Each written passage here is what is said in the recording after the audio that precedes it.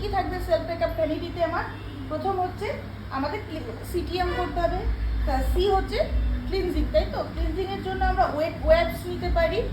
সেদিন আমি প্রথম দিন আমি করে দিয়েছিলাম যখন ওয়েবস দিয়ে, বা ক্লিনজার ইউজ করতে পারি। নেক্সট হচ্ছে আমরা টোনার। টোনার আমরা রোজ ওয়াটার ইউজ করতে পারি, হ্যাঁ।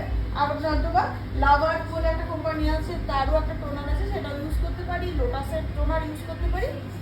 আমাদের যেটা আমরা কমফোর্ট জোন, পকেট ফ্রেন্ডলি হবে সেরকম একটা রাখতে পারি। নেক্সট হচ্ছে এম সিটিএম। এম হচ্ছে ময়শ্চারাইজার, এম ফর আমরা সেটাফিলের ময়শ্চারাইজার ইউজ করতে পারি, নতুবা পন্ডস ইউজ করতে পারি, নিভিয়া ইউজ করতে পারি। আমরা যেরকম দরকার আমরা সেরকম ইউজ করতে পারি। শুধু অয়েলিতে আমরা কি করব, অয়েল ফ্রি ময়শ্চারাইজার ইউজ করব। যেমন সেটাফিল অয়েল ফ্রিও পাওয়া যায়, অয়েলিও পাওয়া যায়। নিভিয়া, পন্ডস এগুলো কিন্তু অয়েলি ময়শ্চারাইজার, এগুলো নেক্সট হচ্ছে আমরা প্রাইমার। প্রাইমার কেন দেব, প্রাইমার সম্পর্কে বলিনি। প্রাইমার দিলে কি হচ্ছে, ফাউন্ডেশনটা লং লাস্টিং হচ্ছে। এই প্রাইমারের উপরে কিন্তু মেকআপ অনেকটা নির্ভর করে, কেননা ডিপেন্ড করে প্রাইমারটা কত স্ট্রং, কতক্ষণ তাহলে ও ফাউন্ডেশনটা হোল্ড করতে পারবে। সুতরাং প্রাইমার মাস্ট, এটা স্কিপ করা যাবে না। কি কি সুইস বিউটি নিতে পারো, কালার বার নিতে পারো, ইনসাইট নিতে পারো, মার্স নিতে পারো, হ্যাঁ।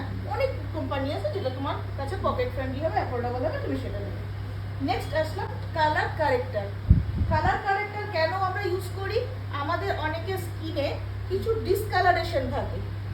ডিসকালারেশন মানে হচ্ছে আমাদের স্কিন টোন একরকম, তার মধ্যে মনে করো ব্লেমিশ, মেচেতা যেটাকে বলি সেটা আছে, বা কখনো নাকের এই সাইডগুলো কালো, তারপরে এই যে মাঙ্কি প্যাচেস, আন্ডার আই, চোখের নিচটা বেশিরভাগ মানুষেরই কালো এই থাকে নর্মাল স্কিন টোন থেকে, আনইভেন স্কিন টোন। তখন আমরা এই কারেক্টার ইউজ করব। এই কারেক্টার বেসিক্যালি অরেঞ্জ কারেক্টার হয়।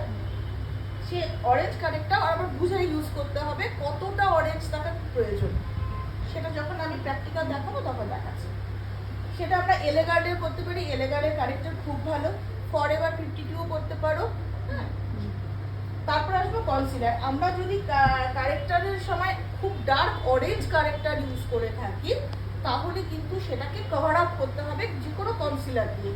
কারণ অরেঞ্জ কারেক্টারের উপরেই আমরা ফাউন্ডেশন ইউজ করবো না, তাহলে কি হবে, অরেঞ্জ টোনটা আমাদের সারা ফেসেই দেখা যাবে যে অরেঞ্জ অরেঞ্জ অরেঞ্জ অরেঞ্জ হয়ে আছে। সেই জন্য সেটাকে কভার করে নিউট্রাল করে নিতে হবে। ক্লিয়ার? এবার ফাউন্ডেশনে আসছে।